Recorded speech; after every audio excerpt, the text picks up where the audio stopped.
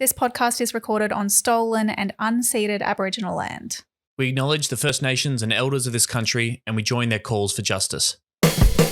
We are one, but we are many. From all the lands on earth we come. Hello, Serious Danger patrons. Holy shit, more bonus content from me, Tom Ballard, Emerald Moon, and an incredible guest. This is a treat or bonus content that you're entitled to as Serious Danger patrons. Thank you so much for supporting the show. It helps us cover all the costs and keep the lights on here at Serious Danger HQ and pay our wonderful producer, the Griff. This show is also made possible with the help of the Green Institute. Holy shit, Emerald. I'm so excited about this week.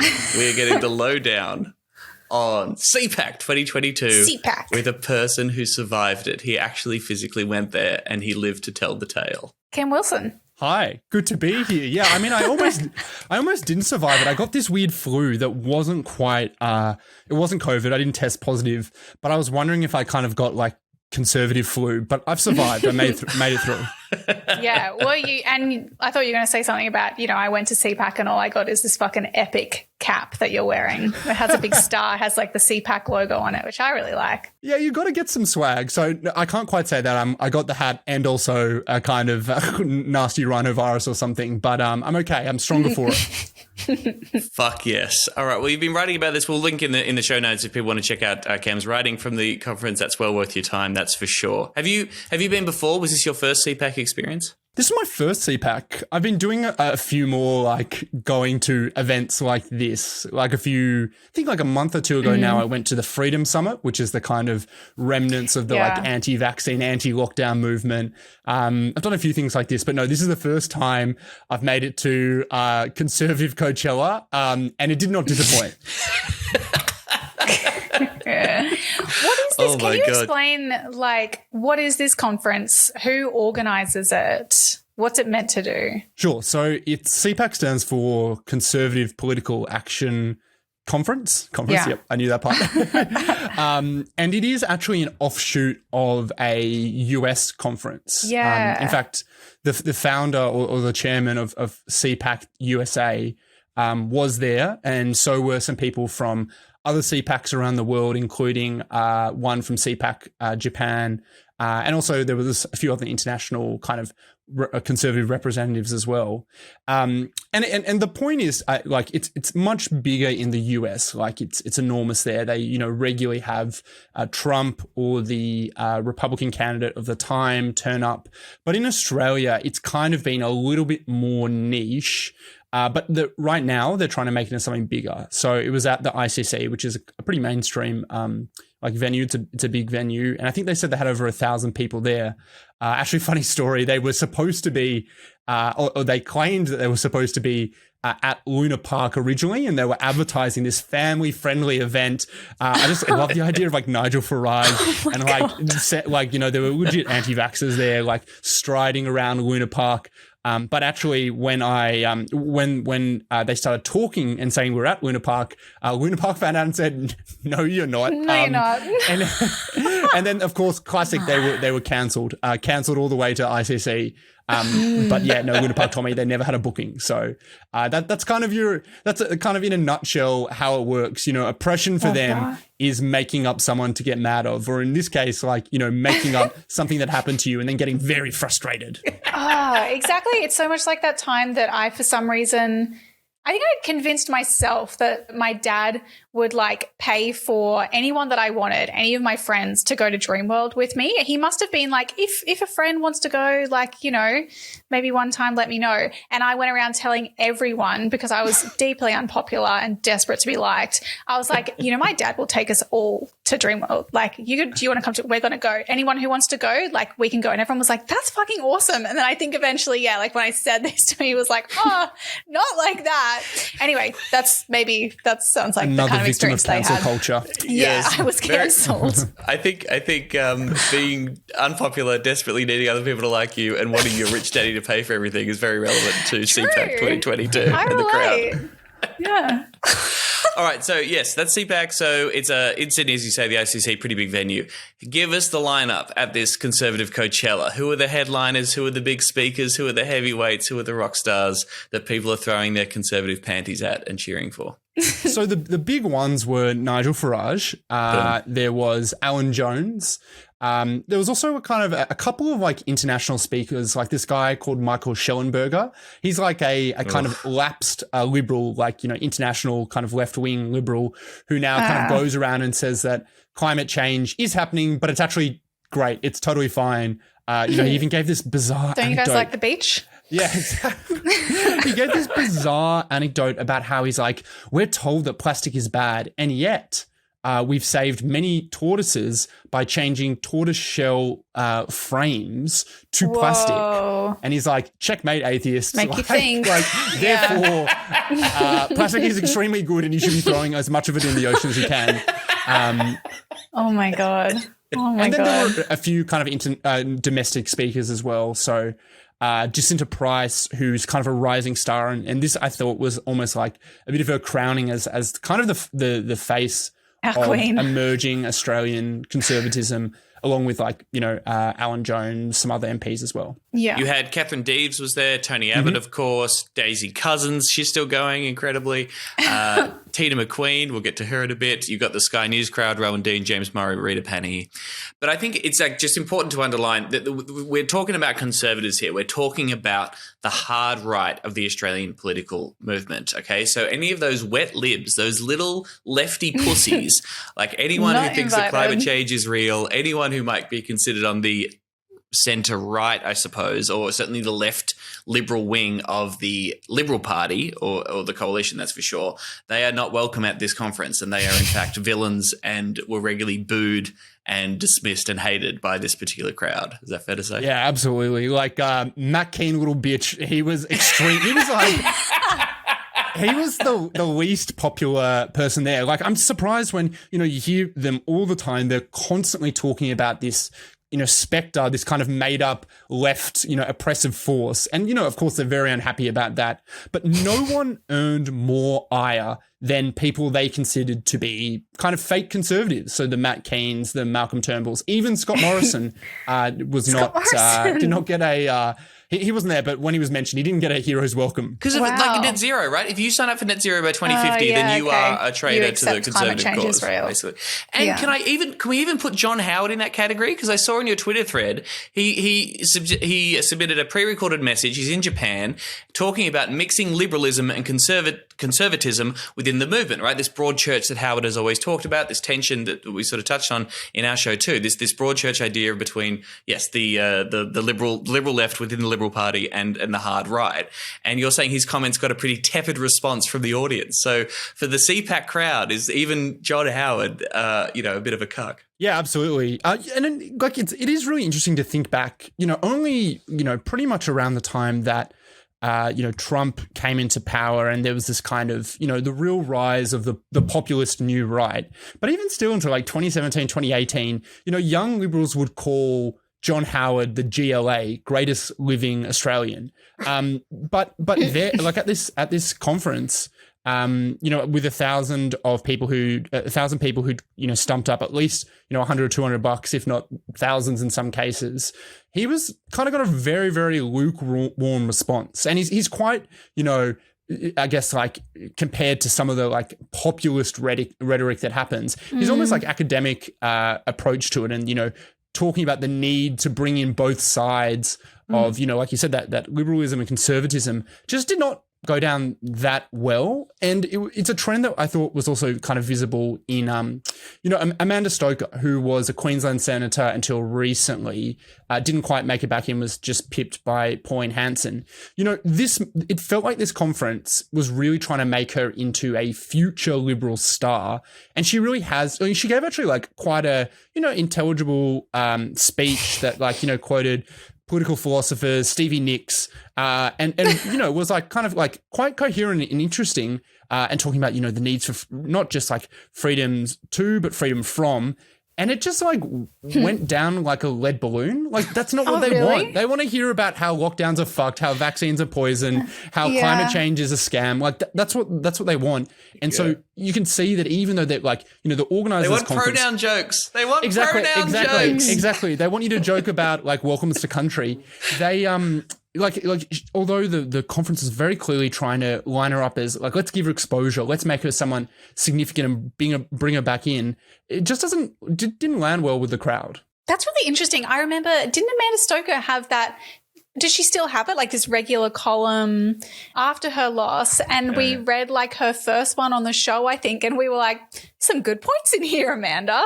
And clearly, they kind of want, like they think that brand of maybe quite intellectual, still very far-right conservatism can be successful, but it's not necessarily what the base actually wants. No, absolutely not. And like, she is someone with quite extreme views on things like abortion. So it's not like we're talking about a little bit about Pen again. But even still, like she did, to some extent play a little bit to the crowd, talking about how we didn't need to have lockdowns again. But the thing that I was there to do was I was trying to be like, not only what are these leaders saying, the people who have been lifted up by this conference, but how is this base, the people who, are the most fervent believers, how are they responding? And they were not responding to what Amanda Stoker was selling. It's a conservative game. You're worse than a socialist audience. Give me a chance to speak. I feel like I found myself on the set of Q&A. But come on, please allow Nick to finish what he's going to say. Hey, now, come on, a little bit of courtesy. We are courteous on the conservative side. Listen, I was a profound conservative and fought every conservative fight in the Liberal Party for 30 years. I was on the trenches. I know what it's like. So I'm not going to take any, rubbish from you lot. I'm sorry. The Liberal Party's values are values you should all support. Go and read the platform of the party. Read We Believe. We stand for small government. We stand for low taxation. We stand for federation. We stand for good government. Now, So, that is interesting because in the article, the Stoker article that we talked about, it was about a return to conservative values. It's doubling down on the base. And that really does seem to be a massive theme of CPAC this year, which is fuck these fake conservatives. We weren't right-wing enough. That's why we lost the last election. And while I'm not a horseshoe guy, and obviously the left and the right aren't equivalent, obviously I'm the left for a reason because I think the left are good and the right are bad. But it is funny to me how, in the wake of the loss of, say, the Sanders campaign or the Corbyn campaign or in 2019 for Labor, of course, people on the left's view is that we should, you should be more left-wing. You should stand for something. This wishy-washy bullshit in the center makes people mean that they don't understand what you mean and they don't know what you stand for and you can't articulate a clear vision. Now, I think that the left is much more in tune with what most people in this country want and what is politically popular for most, working class people. Of course, the people at CPAC would say that you need to be more right wing because most mainstream Australians, hate transgender people and think climate change is a fraud, right? Yeah. Yeah, I think that's totally right. I do think that like it's almost too simple at times to look at what is, what is considered to be a more extreme position and just use that to be like, you should purely be in the center or you should purely push to the right because there are issues that for both sides of politics that if they focus on, although it might be considered by, today's politics more extreme, it might actually be a more kind of popular policy or vice versa. There might be something that is a more kind of in the middle that is actually more like that is less popular because it's kind of not anything. So, I mean, there is, I've always kind of believed there is something to the idea of strong messages. And I think that often comes from taking like stronger views, but at the same time, just being like, we're turning the racism dial up to 11. We're absolutely going for a baby in a country that, compared to other countries, like we have compulsory voting. That changes that you can't just try and fire up the base like the CPAC people. You need more people on board. And that's why I think like it's an interesting contrast to see, the very base that were there were kind of like, at times really like quite angry with the people who were running these like the conference and the people who were running these platforms for them, if you are the Liberal Party, you've got to be like, how do I kind of get these people on board because they're the ones who volunteer, they donate money at the same time without going like full, like anti everything. Yeah. Yeah. Like, do you think that the strategy, are they trying to articulate a political strategy that builds a mass movement, like that gets the majority of all Australians on board? Or is it really just about stepping up that kind of minority that will, boost them enough to then springboard off that and wield power, like getting those donors and those hardcore supporters to do even more? Yeah, I think it's a bit of everything. And I think like it's instructive to look at how they scheduled this conference, which is they spent almost the first entire day talking about the voice to Parliament. Almost all the speakers, I think, mentioned it, including like international speakers as well, like weighed in on it to some extent. Wow. And I think like I've kind of been lower on just the political viability of the voice to Parliament than I think other people. Like for a long time, I've kind of been like, I think that this is going to open up a national debate, or at least like, focus and allow a lot of like awful kind of rhetoric around a policy that's kind of hard to explain. And very clearly they see it as something they can capitalize on. Like they think that they can win people over to kind of demonizing something like this. And that's what they wanted to focus people on. But what was kind of interesting is that although all the speakers spoke about it, clearly the conference wanted people to focus on it. The response to it, again, was like not as, hell yeah as like being against lockdowns and vaccines, for example. And so, part of it in all political movements, part of it is led by elites, but also part of it is responding to elites. It goes, I think, both ways. And so it was interesting that, clearly the people who were thinking about CPAC as a way of focusing their movement were saying, we recognize a political opportunity in the voice to Parliament and the opposition to it. It's funny. I think those people, it's almost like they'd be better off. There's more space in the Australian political landscape right now for a really strong libertarian movement than there is for a really strong conservative movement, it seems. Like that's what those people actually want, right? That's what's getting them excited. Kind of, but I think it's also the kind of like, you can't understate the populism that is now kind of inherent in the base. Like they are the ones who are making up the base. So, example, again, like talking about that John Howard and Amanda Stoker stuff, when speakers would talk about reducing budget deficits, and that used to be, this bread and butter of the kind of, financial and economic war against the left. I just noticed that it didn't get that same gangbusters response it might have in the past. So what we're seeing now is like, we've seen over the last less than a decade, this real embrace by international conservatism of this idea of just a really naked use of power, of demonizing people who don't fit into traditional conceptions of things like family. And that's what it's more about, I think, now than it is like being like the government should be totally out of your life. Like there's clearly a lot of crossover, but I guess, and like this is just purely vibes thing. Like I think, they're not up there being like, I can't believe everyone got these COVID payouts. Like that's not what they're campaigning against. They want like individually good things. Like they'll take that money, but they don't want to be locked in their house either. Yeah. Was there a welcome to country? Yes, there was. What the fuck? Well, that's the thing. This like real like conflict within this movement. That's just so funny. Like they had this welcome to country with 3 Indigenous performers, very thoughtful, and then they afterwards followed it up with like an acoustic cover of "We Are Australian."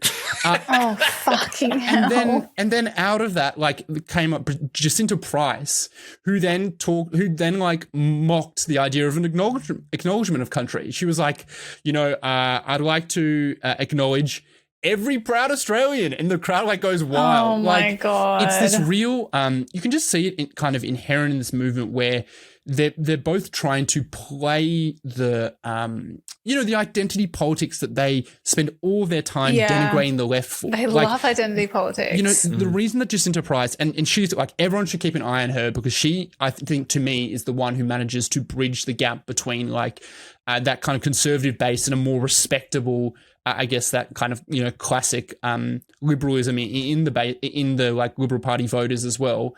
It's hard to deny the fact that they love her because she is a First Nations woman who gets up there and who is also, like across a lot of the issues, has lived in communities and grew up in Northern Territory, who will then get up there and say that we'll make fun of the acknowledgement of country, who spends all of her time saying that, the voice to Parliament is being pushed by like essentially a elite of Indigenous people who aren't actually the ones facing adversity. Now, I mean, like that ignores the extensive process that the voice to Parliament, like, the From the Heart statement went through.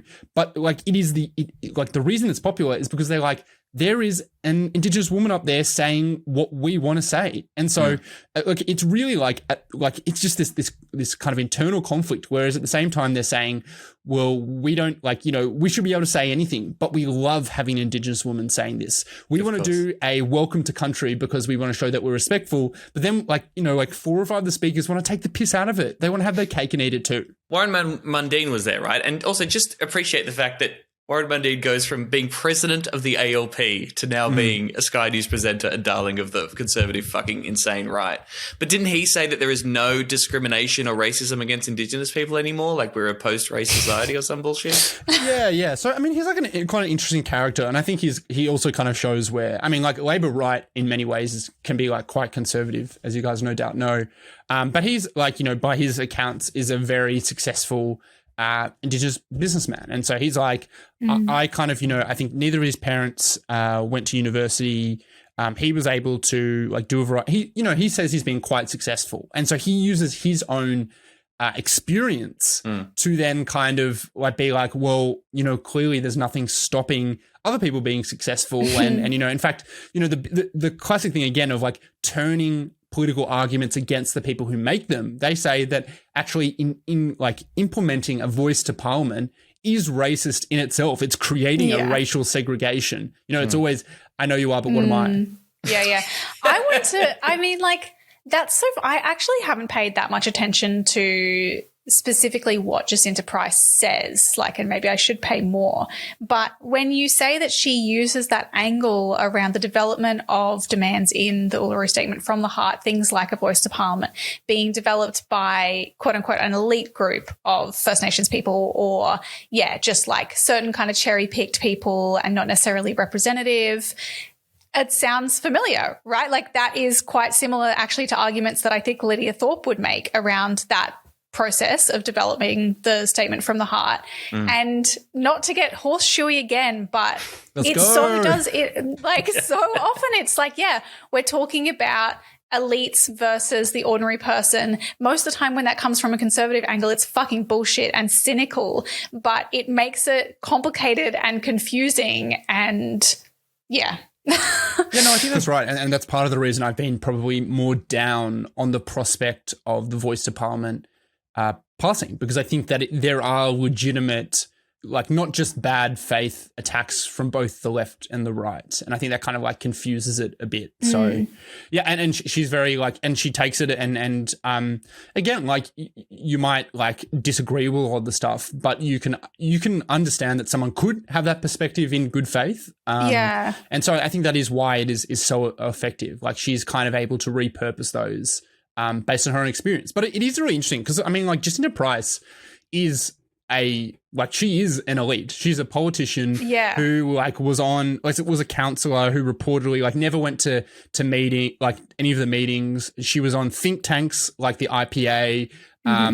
She has kind of toured these elite institutions and is now accusing others of being elites. And again, you can do that. That's still, who you are doesn't necessarily take away from your argument, but it is kind of hard to be like, I don't think she would necessarily herself admit that she is in some ways an elite too. They're all fucking elites. Ellen Jones is a multi-millionaire. Donald Trump is a billionaire. It's fucking bananas. So what the move is now cultural elites, okay, which is just I guess blue checks on Twitter or whatever. Blue checks. And always the right is obsessed with obviously culture war and also cultural power. They even once they've won all these economic victories over the past 50 years or whatever, they still believe that because, I don't know, every stand-up comedian and, most of our culture is left-leaning, then that's the end of society, and that the right needs to win the culture war, as if that's ever going to fucking happen. And that's where the real power lies. It's the real power lies with stand-up comedians. just it's like, what are you talking about?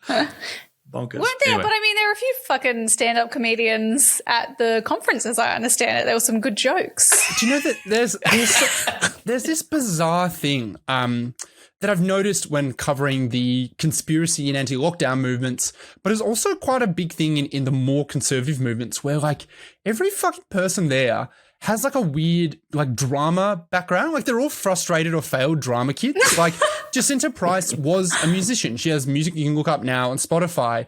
There's not, Evan Mahouhan, whatever his name is, from the IPA. Someone was telling me the other day, like he's also a former drama kid. Like there's something weird and I think like legitimate about how there is, people who perform for a living get into things like politics. There is a public speaking competition to conservative think tank pipeline. I think that's certainly true. But I think everyone's referencing all the hilarious comedy that went down at CPAC in 2022. This is from Josh Butler's coverage of The Guardian. This is very funny. Get your ID out. Can't have any socialists here today, called one volunteer at the entrance, clad in navy polo tucked into tan chinos. He made the same joke to almost every group walking in, the gag scoring belly laughs each time. Beautiful, beautiful. Hey, when you've got a good gag, get Keep them out of you. going. Yeah, exactly. Why Use not? it. And also, very relevant to our podcast and our world, a very, very funny joke from, what was this motherfucker's name? The Greens dying Professor one. James Allen, who told us a very funny joke about Greens voters that made everyone laugh. And I'm really worried that the right are getting better at comedy right now. Tell us about James Allen, please, Cam. So he's I think he's a professor at University of Queensland, and he spent again this weird thing where they're constantly accusing other people of doing the things that they're actually doing. Yes. Like he spent all this time about being like, academics are so lazy. I know because I barely do any work myself. And I'm like, mate, you're telling on yourself now. And he rolled out, and this didn't make it into the article, the classic, all university people, they love to drink oat soy lattes and stuff, and that killed. Hilarious. But he finished up with the joke, which he was like, Let me finish with a quick joke, because I think we need to take the piss out of Green Party voters.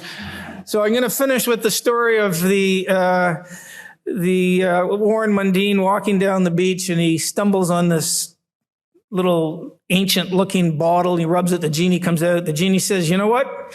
I'm a special genie. You get 3 wishes." So Warren goes, "Really? Why are you special?" And the genie says, "Well, everything you get, every Green Party voter in Australia will get 2 of them." So Warren says, "Okay, well, I'll have $1 million." She blinks her eyes. She says, "Now remember, every single Green Party voter in Australia now has $2 million. Because they get twice what Warren gets. What's your second wish?" He goes, "Oh, I'll have a German sports car." So she blinks her eyes. She says, "Now remember, every Green Party voter in Australia now gets double that, so they now have 2 sports cars. What's your third and final wish?" And Warren's a smart guy. He thinks about it for a second, and he goes, I always wanted to donate a kidney. just the way he kind of walked off a bit crouched afterwards as well. I mean, some other comedians were like, it's pretty fucking boss to just like be walking away and throwing away the punchline like a king. Like, pretty fucking cool. But also, when I watched this video, I thought that the music that cuts in right after the punchline, I thought that you had someone had inserted that because it was so perfect. This is like inspirational, like, play him off, baby. This is like a fucking like irony poison Zoomer TikTok. It's really good. It's good content. Was there many other mentions of the Greens? Did we get some more like death threats? What did or they say? boos Did from they the talk crowd? about as much? They talk about us. They talk about serious What did danger. they say about us? Yeah, see, now What did they say about the me? Greens kind of, got a lot of mention from some more of the like old school conservative commentariat. So like Kevin Donnelly, who, as you might recall, was I think in 2014 commissioned to do a review of Australia's national curriculum. But he's up there then, ragging on the Greens and saying that schools are making all of our kids trans and gay or whatever. But not as much, I think, from the kind of the kind of almost like younger speakers. It's all just about the like left, this kind of ill-defined, all-powerful, but yet somehow at the same time pathetic group who they're constantly worried about. Yeah. I mean, it's sort of like wokeness first and foremost, right? As I mentioned before, culture wars everywhere. Yeah. So, yeah, wokeness is everything. I assume the battles around gender and pronouns is like the frontline war in the fight that the CPAC want to run. And no doubt, and we've seen it across the West that some section of the right have been able to gain levels of political capital and strategy based around a perceived idea that, political correctness has gone mad and that gender's dead and every academic wants to turn your kid into a trans climate warrior or whatever. I assume that was first and foremost, right? Yeah, there's a huge focus on education. And, I wrote about this when Peter Dunn did one of his first interviews post the election as leader. He kind of mentioned that education was going to be a focus of him. And that is a very popular kind of cultural issue in the US at the moment. And, it's imported. Yeah, totally important. And it's bizarre as well because our education is set up actually in a very different way. So, yes. But yeah, anyway, so there was Bella from the IPA was talking, she explicitly referenced this guy called Glenn Youngkin, who is a Republican, a governor in Virginia who won soon after the election, mostly by kind of capitalizing on like parents' rights. And so making the idea about schooling, what they're taught about like protecting family, giving people choice, that kind of stuff. Like masks and stuff as well? Or?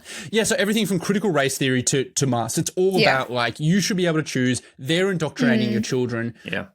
Bella mentioned him by name and like is talking about how the IPA is focusing more and more on that. I think it was earlier this year they dropped a alternative national curriculum, and I think they're actually even launching maybe like another arm of the IPA to focus on this. I think that's an issue, like we were talking about before, that is quite that is kind of vulnerable to kind of taking this cultural right-wing perspective, because it's very hard to like, argue against something like, parents should be choosing what kids are talking about in their classroom. And, like when you say things like, I don't want kids to be sexualized, there is definitely an uncomfort, I think, that some parents have around that. And that really kind of fits into this, quite well, I think, into a conservative issue that importantly has long been a progressive kind of safe ground. Like, education has always kind of been an area where in Australia, Labor is thought to be, that is kind of a strength for them. I think this quite effectively actually turns this potentially into a strength for conservative politics. Well, but also, and I think it is a really interesting ground in terms of it's like control of children. And when we talk about, that I think you were saying one of the main angles that they're using is around family and the integrity of the family as they see it. There's kind of a sad element to that when you consider why that is likely to be very effective at mobilizing the base and pulling more people in, because it's people who feel like they are losing their family or they may have lost their family, whether it's just from a difference in political views because their Zoomer kid doesn't like them being a racist, transphobic piece of shit, or, like boomers who get sucked into conspiracy theory world and basically alienate themselves from everyone at fucking Christmas dinner.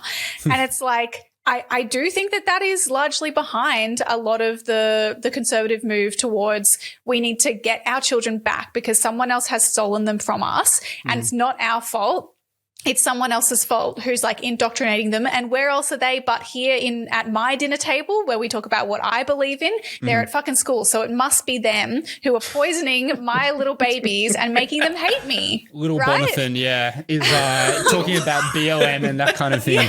Yes. Yeah, I mean, totally right. I think it's, so they're very clearly trying to make the conservative movement into the movement that represents family.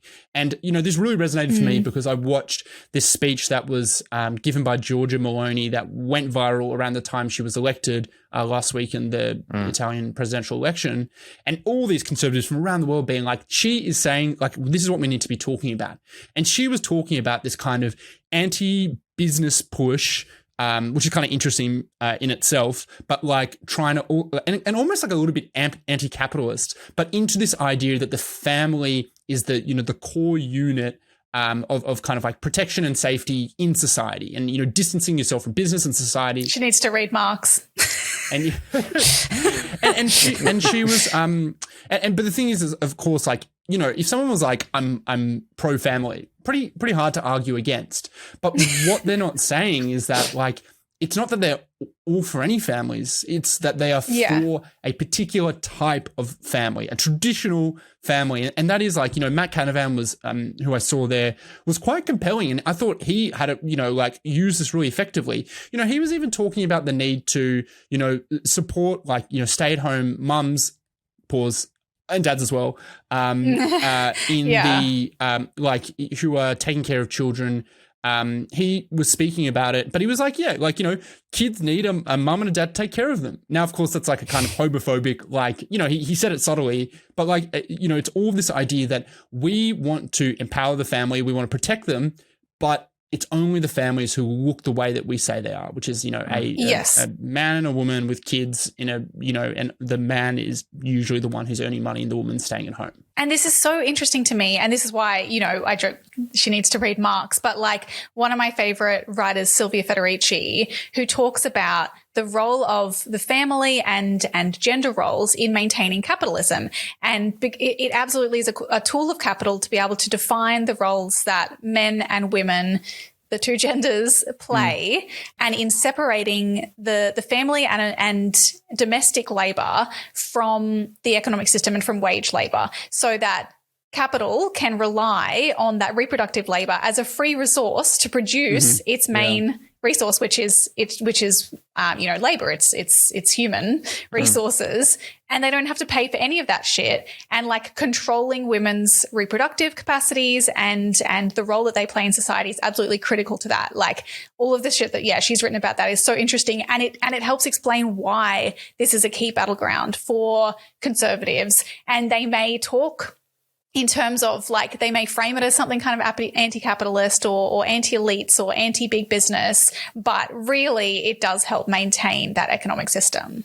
Yeah, no, also, definitely. It's a fundamental contradiction to the conservative worldview, which is the way that capitalism fucks over the family, the way that capitalism denies our ability to spend time with our loved ones, the way that the neoliberal revolution has hacked away at the welfare state, which means that people, you know, have to work multiple jobs and don't have the same like, if you cared about supporting the family, you'd be for free childcare and maternity and paternity leave and stuff. But their same desire for limited government stops them from supporting that. I mean, it's that's exactly right. So like Matt Canavan, who is pushing this, you know, he was saying we need to have, I think, what's known as income splitting. Essentially the thing, like, this happens, I think, in some other countries, where if you are a you know, like, it's a couple, your income for one person and the way it's taxed is spread across two people, so you get both of the tax-free money on the one income because you're in the couple. Now that incentivizes couples, but of course is ultimately about you know, paying less tax.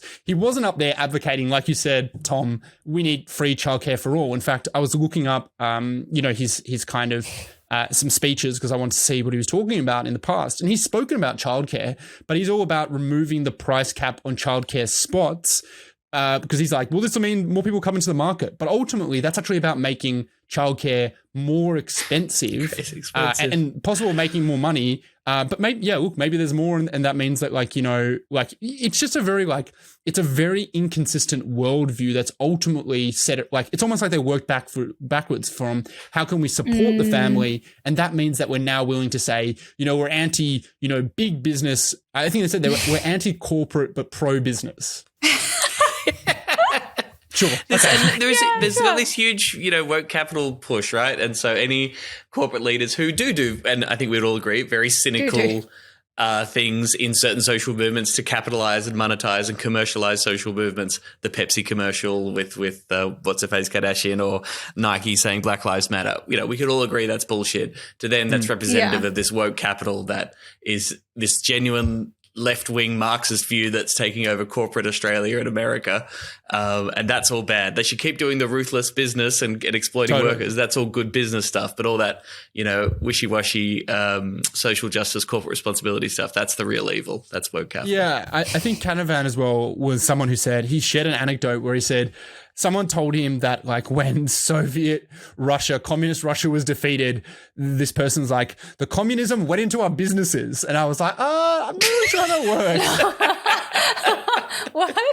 Bloody Comrade Alan Joyce. But it is this kind of, Gerard Rennick, who is a Queensland LNP senator, had a tweet like a month ago that I saw where he was calling BlackRock and Vanguard, the world's biggest hedge funds, he was calling them like communist institution. And really at this core is what they're trying to do is, like some of these people in these movements are kind of anti-democratic, they're anti-majority, but their vocabulary is so limited that they have to look at something that represents something they don't like and use a term that they know, like, to them means something bad, even though the word has absolutely no meaning. No relation. Yeah, no relation at all. I mean, it reminds me of, it's like the whole cultural Marxism thing as well, which also I think has like anti-Semitic origins, but is just, it's completely nonsensical as an actual ideological concept. Like, I'm curious, I want to know how much wacky stuff there was. Like, how weird did any of the speakers get? How big do you think the presence of like proper conspiracy theory stuff was, as opposed to just like far right conservatism? There was definitely a sense of like the base was more interested in that kind of freedom movement stuff. Yeah. There was only, I think, there was kind of like subtle references to quite extreme ideas that were dropped throughout. Like I talk about Matt Canavan a lot, but I think his speech was really interesting. After starting off with like the hits, climate change is a scam, net zero is a scam. Toward the end, he started, he mentioned like declining birth rates, which is this like obsession by kind of like the Christian far right about this idea that, white people often aren't reproducing enough. But really, the main time that kind of conspiracy stuff came out was there was a presentation by a director, Topher Field, who did this anti-lockdown Melbourne documentary that came out earlier this year called Battleground Melbourne. And he did this very it had huge HSC drama performance vibes where there was like 4 of them on a stage. It was him and 3 other people who'd been in the lockdowns talking about how it affected them.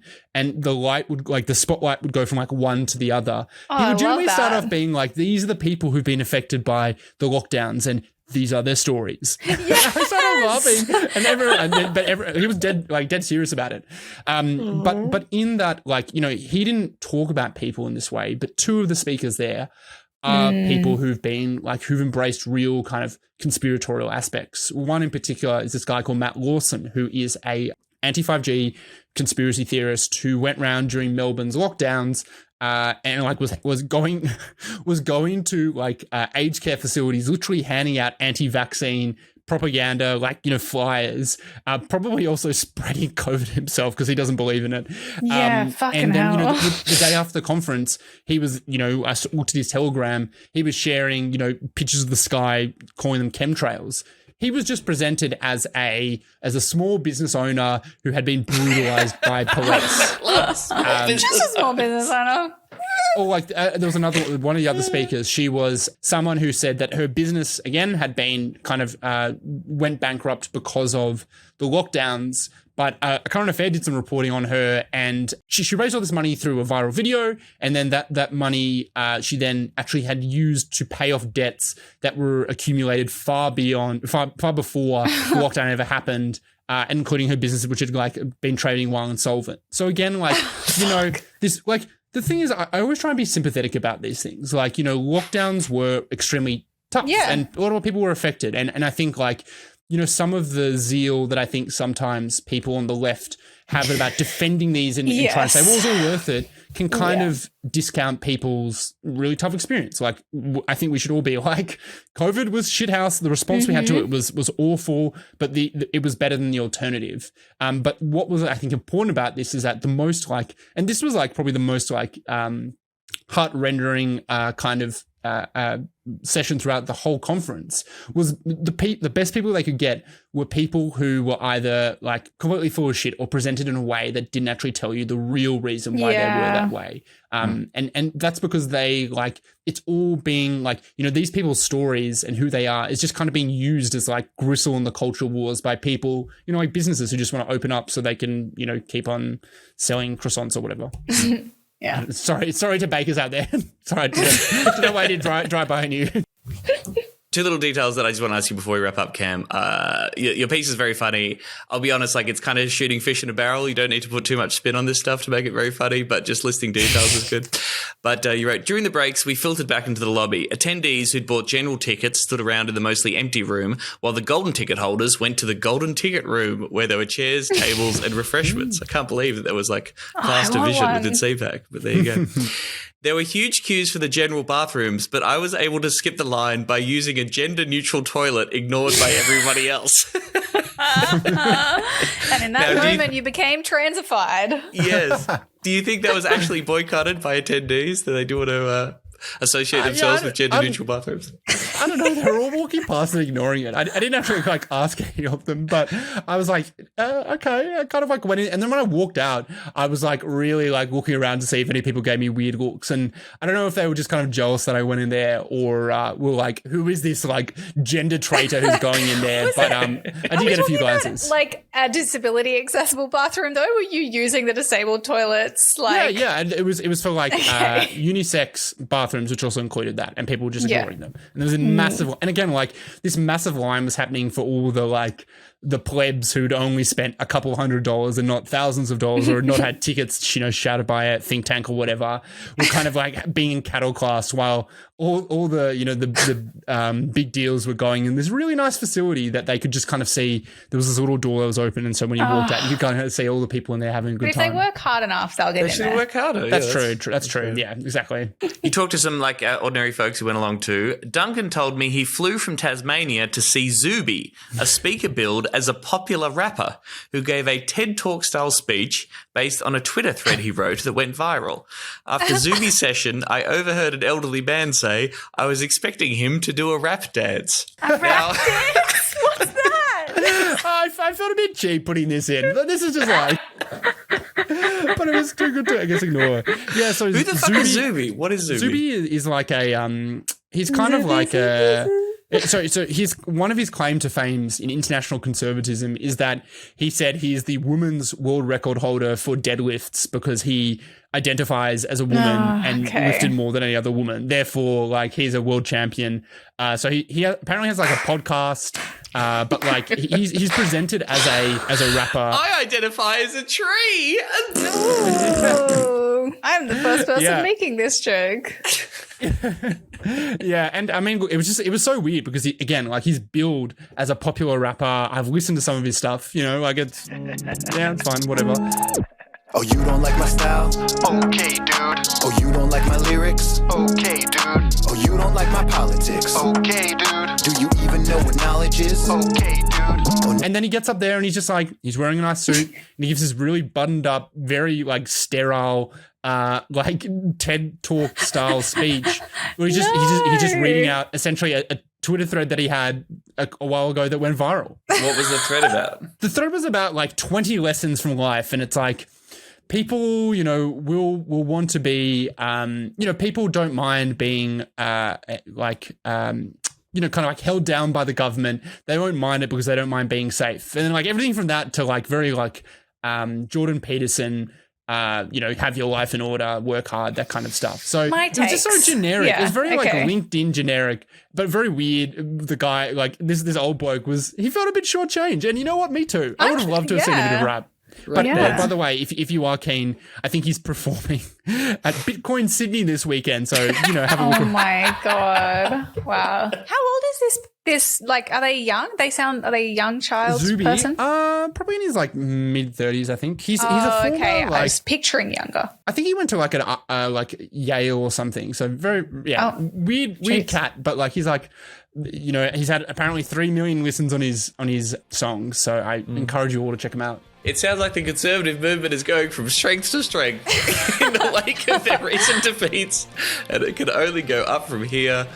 Cam Wilson, thank you so much for doing the Lord's work, literally, Yes. by attending CPAC and reporting back to us. I really recommend people check out the pieces. You wrote a few for Crikey, including one about all the speakers that weren't invited and who got snubbed by CPAC 2022. Ooh. Definitely worth a squiz. But thank you very much for coming back on Serious Danger and telling us all about it, Cam. Thank you. Thanks, Cam. Thanks, patrons. We'll see you next time. Bye. Bye. Serious Danger Australia.